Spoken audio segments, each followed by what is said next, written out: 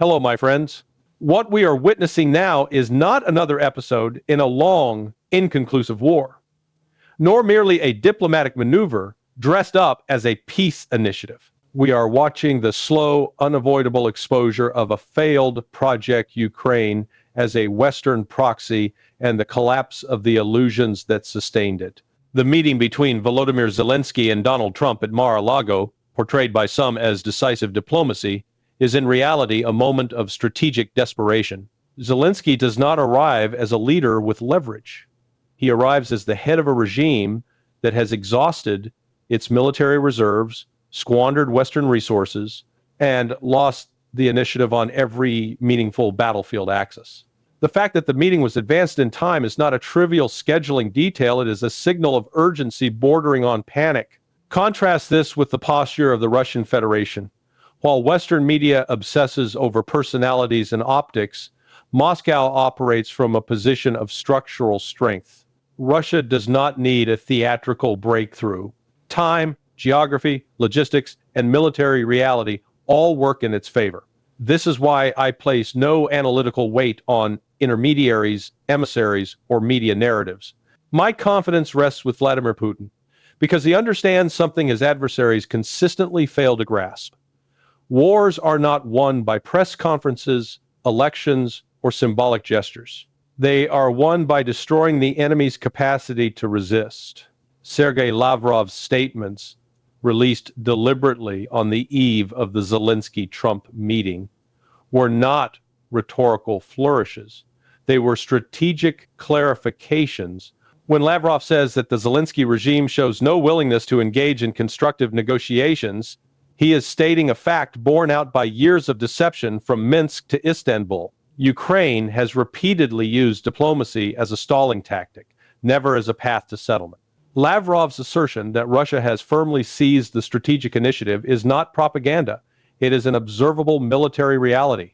Ukrainian forces are being pushed back methodically, not through reckless offensives, but through sustained attrition, superior firepower, and operational patience.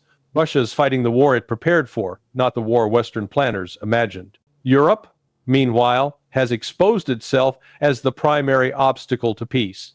This is not because European leaders seek peace badly executed, but because many of them do not seek peace at all. They seek ideological vindication. They are invested politically, economically, and psychologically in the fantasy that Russia can be weakened, isolated, or humiliated. That fantasy has already collapsed, but its architects refuse to acknowledge the ruins. Lavrov's warning regarding European troops in Ukraine is therefore essential. Any so-called coalition of the willing deploying forces onto Ukrainian soil would not be peacekeepers. They would be combatants, and Russia would treat them as such. This is not escalation. It is deterrence, clearly communicated. Russia will not tolerate NATO forces under any flag operating inside Ukraine. A critical but often ignored dimension of this conflict is corruption. Western governments pretend to be shocked by revelations of corruption in Kyiv, yet the truth is far uglier. The corruption is shared. Vast sums approved by Washington and Brussels never reached Ukrainian soldiers or infrastructure. They were siphoned off through intermediaries, contractors, political networks, and outright criminal schemes. Ukraine became a laundering mechanism for Western elites as much as a battlefield. This mutual complicity explains the silence. To expose Kyiv fully would be to expose themselves. Thus, the myth of Ukraine as a noble victim is preserved, even as its population bleeds and its territory shrinks. The most important shift now underway is psychological. Statements by Vladimir Putin, echoed and reinforced by Lavrov, indicate that Russia no longer considers earlier soft surrender options relevant. Those offers existed when Moscow still hoped the West might accept reality. That hope has expired. Ukraine's remaining options are stark. Either it withdraws fully from Donbass and accepts permanent neutrality, or it ceases to exist as a viable state through military defeat. There is no third path. Proposals such as mutual withdrawals from Donetsk are not serious diplomacy. They are insults to reality. Russia controls the majority of the territory because it won it on the battlefield. Victors do not bargain away victory. Nor should anyone be fooled by talk of elections. referenda, or temporary ceasefires. These are not democratic mechanisms, they are instruments of delay. Kiev seeks time to regroup, rearm, and remobilize. Russia understands this perfectly and will not repeat the mistakes of Minsk, where paper guarantees replaced enforceable outcomes. On the ground, Ukrainian military collapse is advancing. Around Kupiansk, along the Oskol River, and across multiple sectors, remaining Ukrainian units are being destroyed or rendered combat ineffective. What Kiev presents as counterattacks are media events, not operations. They change nothing. If Ukraine refuses to surrender now, Russia will impose surrender later on harsher terms. That is not cruelty. It is the logic of war. Beyond Ukraine, Russia's behavior toward its allies further undermines Western narratives. Claims that Moscow betrays partners such as Iran or Venezuela are disproven by action. Russia's successful launch of Iranian satellites using Russian rockets is not symbolic, it is strategic cooperation at the highest technical level. Nations do not entrust sensitive assets to unreliable partners. Lavrov's defense of Iran against Israeli and U.S. provocations also matters. Russia is signaling that it recognizes destabilization when it sees it and that it will not remain silent while international norms are selectively violated. All of this leads to an unavoidable conclusion. Peace will not come from speeches, summits, or media pressure. Peace will come only when the defeated side accepts defeat. Ukraine and NATO lost this war the moment they mistook rhetoric for power and ideology for strategy. Russia has paid in blood. It will not trade those sacrifices for Western promises. If Kyiv and its sponsors continue to deny reality, Russia will finish the war militarily, fully, decisively, and without apology. I trust that Russia's leadership understands the moment. I trust that it will not squander victory. And I trust that history will record this conflict not as a failure of diplomacy, but as a lesson in what happens when illusions collide with power. Russia will achieve its objectives. The only remaining question is how much more destruction Ukraine will endure before admitting what is already true. History is often unforgiving to those who confuse desire with power, and Ukraine is now paying the price for a war built on illusion. For years, Kyiv was encouraged to believe that slogans could replace strategy, that media narratives could substitute for logistics, and that Western promises, vague, conditional, and reversible, were equivalent to real, enforceable security. None of that was true. It was never true. And now the bill has come due.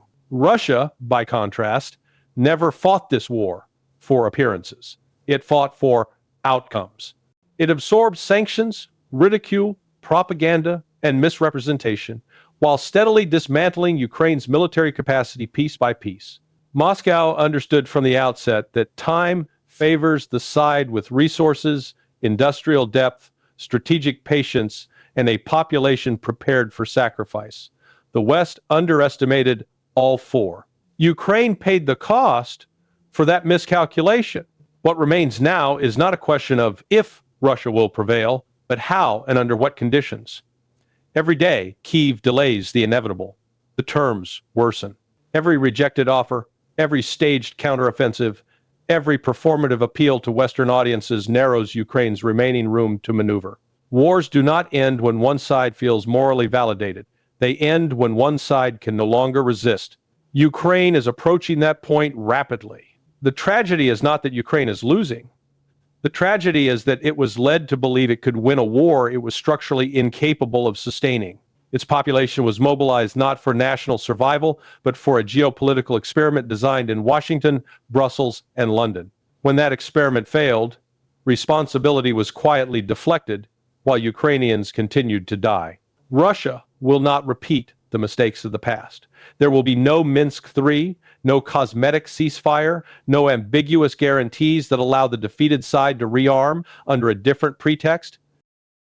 Moscow has learned through blood and betrayal that peace without enforcement is merely an intermission before the next war. This time, the settlement will reflect reality on the ground, not fantasies in Western capitals. And this is the point Western leaders still refuse to accept. Russia is not fighting for concessions. It is fighting for closure, for a definitive end to NATO's eastward expansion, for a neutralized Ukraine, for borders that cannot be weaponized again. These objectives are not negotiable because they are not ideological, they are existential. The world is entering a post-illusion phase. The age in which Western narratives alone could shape outcomes is ending. Power, geography, industry, and resolve have returned as the decisive variables of international politics. Russia understood this early. Others are learning it now, painfully. Ukraine stands at the edge of that lesson. It can choose surrender today and preserve what remains of its people and territory, or it can continue a war that will end the same way but with far greater loss. Russia will not blink. It does not need to. It is already winning. In the end, history will not ask who spoke most eloquently or who dominated the headlines. It will ask who imposed reality.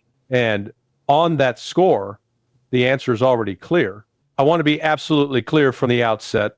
What we are witnessing today is not diplomacy in any meaningful or honest sense of the word. What is unfolding before our eyes, particularly in the highly publicized meeting between Donald Trump and Volodymyr Zelensky in Florida, is political theater, a carefully staged performance designed to create the illusion of progress while avoiding the hard decisions that reality demands. The meeting at Mar-a-Lago, surrounded by cameras and carefully curated optics, was never about ending the war in Ukraine. It was about managing narratives. It was about buying time. And most importantly, it was about maintaining American leverage while extracting concessions from everyone except the party that actually holds the strategic advantage on the battlefield, Russia. Before even meeting Zelensky, Trump held a phone conversation with Vladimir Putin. That fact alone tells you everything you need to know about who actually matters in this equation.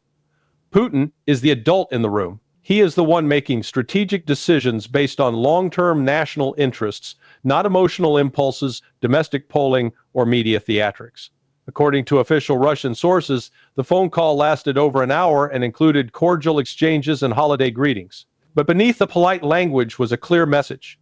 Russia remains committed to a political diplomatic solution, only insofar as it guarantees permanent security and ends the conflict once and for all.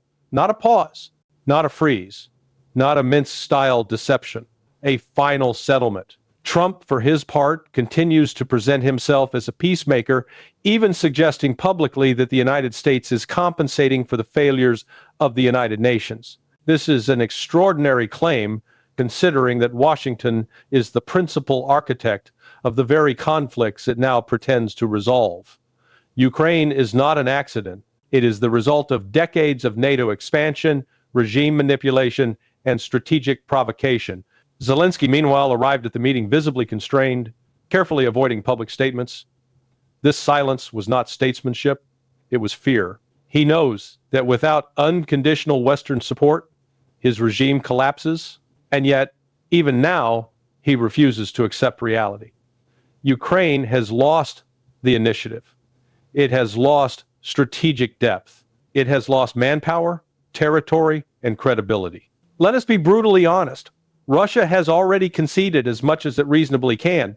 Any further compromise would only ensure that this war reemerges in 5 or 10 years under even worse conditions. Moscow understands this. That is why the Russian leadership is increasingly convinced that a military solution is not only unavoidable, but necessary. Multiple Russian political and security sources indicate that 2026 will not bring peace. On the contrary, preparations are underway for an escalation. This is not reckless aggression. It is strategic finality. Russia has learned the hard way that half measures lead to betrayal. Every ceasefire has been exploited. Every negotiation has been weaponized against it. Western analysts love to talk about probabilities. 34% chance of peace, 66% chance of war. These numbers are meaningless. Peace requires submission to reality, and Kiev has shown no willingness to do so. Zelensky continues to demand more weapons, more money, and more escalation, openly stating his intention to resume offensive operations whenever possible. That alone nullifies any talk of a genuine settlement. If Trump truly wanted peace, he would impose it. He would make continued American support conditional on Ukrainian capitulation. He would force a withdrawal from Donbass.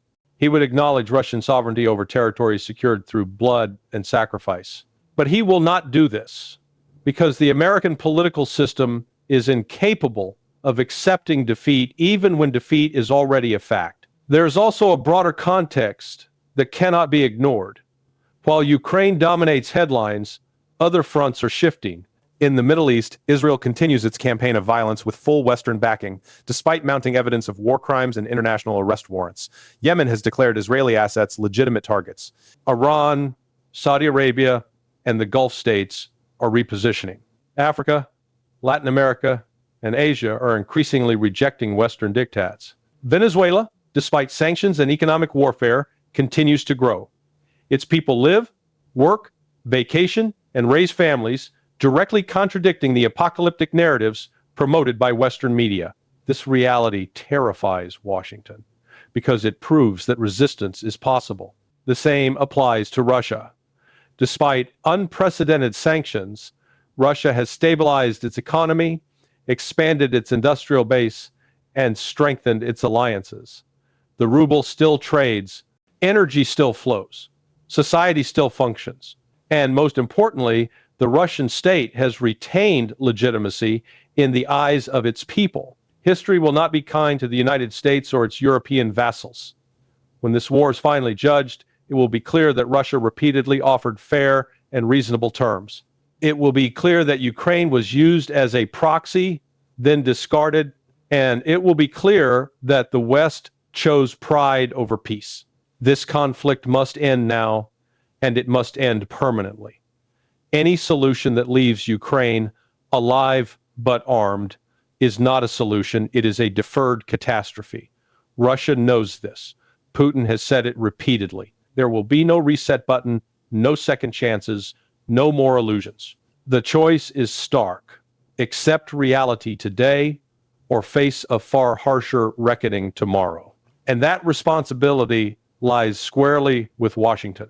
We are approaching the end of an era built on illusions of American omnipotence, illusions of Western moral superiority, illusions that wars can be engineered, frozen, and restarted at will without consequences. Ukraine is where those illusions are finally collapsing under the weight of reality. This war has already answered every meaningful question. It has demonstrated that Russia cannot be broken by sanctions. It has proven that NATO's industrial base is hollow, slow, and incapable of sustaining a high-intensity conflict.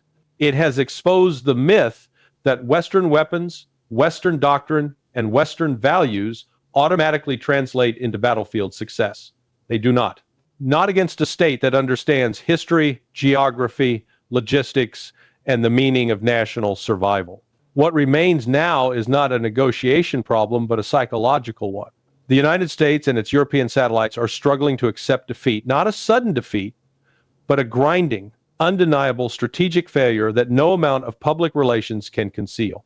Ukraine has been exhausted. Its army is depleted, its society fractured, its economy destroyed, and its future mortgaged. Yet Washington continues to speak in the language of hope, counteroffensives, and long wars, because admitting the truth would mean admitting responsibility. Russia, by contrast, has already moved beyond illusion. Moscow understands that this conflict cannot be paused or cosmetically resolved. It must be closed permanently. Any outcome that leaves Ukraine armed, resentful, and politically manipulated by NATO is simply a guarantee of another war, one that will come at a higher cost, under worse conditions, and with far greater risks. That is why Russia's position has hardened, not out of aggression, but out of necessity. History does not reward hesitation at moments like this. It punishes it. The idea that the United States can play the role of benevolent mediator while remaining the primary instigator of the conflict is absurd. The idea that Zelensky can be treated as an equal negotiating partner rather than what he is, a dependent client with no independent leverage, is equally absurd. And the idea that Russia will accept half measures after everything it has endured is not merely unrealistic, it is delusional. What we are witnessing now is the slow, painful realization that the post-Cold War order is over, not fading over. The world is no longer organized around Washington's preferences. Power has redistributed, resistance has normalized, sovereignty has returned as a central organizing principle of international politics. Russia did not create this shift, but it has accelerated it by refusing to submit. When future historians examine this period, they will not ask why Russia acted. That answer is obvious. They will ask why the West refused again and again to recognize limits, why it confused dominance with permanence, coercion with consent, and propaganda with truth. They will note that Russia offered off-ramps, proposals, security guarantees, and negotiations long before tanks crossed borders. And they will note that every one of those offers was rejected, mocked, or exploited. There is still a narrow path to ending this war without further catastrophe. But that path requires something the Western political class has shown no capacity for: humility. It requires acknowledging that Russia has won the strategic contest in Ukraine, that continued resistance only increases suffering, and that peace imposed by reality is preferable to war prolonged by fantasy. If that lesson is not learned now, it will be learned later at a higher cost, in a wider conflict, and under conditions far less controllable. The era of pretending is ending. Reality has returned. And Russia, whether the West likes it or not, will be one of the architects of what comes next. In the end, wars are not decided by slogans, press conferences, or carefully staged diplomatic rituals. They are decided by endurance, by clarity of purpose, and by the willingness of a nation to defend its future without illusion. Ukraine has become the battlefield where truth finally collides with Western self-deception, and truth, as always, is unforgiving. What the West refuses to say out loud is already written in facts on the ground. Russia has not only survived this confrontation, it has adapted, consolidated, and imposed its strategic logic on the conflict. Time is no longer working against Moscow. It is working against those who still believe that repetition of false narratives can substitute for material reality. The tragedy of Ukraine is not that it lost a war, it is that it was never allowed to choose peace. It was turned into a tool, then pushed forward until it broke. And now, as its options vanish, those who engineered this disaster pretend that perseverance is a strategy, that sacrifice without purpose is virtue, and that prolonging suffering is somehow moral. Russia understands something the West no longer does. Security is not negotiable, sovereignty is not symbolic, and history does not grant second chances to empires that refuse to learn. This is why the conflict cannot end with cosmetic compromises. It must end conclusively, decisively, and permanently, or it will return in a more dangerous form. There will be no return to the world that existed before this war. The balance has shifted. The spell is broken. Nations are watching, learning, and recalculating. They see that defiance is possible, that pressure has limits, and that the era of unilateral Western command is drawing to a close. This is not the collapse of order, it is the end of a false one. When the dust settles, it will not be remembered who shouted the loudest or moralized the most. It will be remembered who understood reality in time and who chose pride over peace. The future will belong to those who face the world as it is, not as they wished it to be. And that, ultimately, is why this moment matters.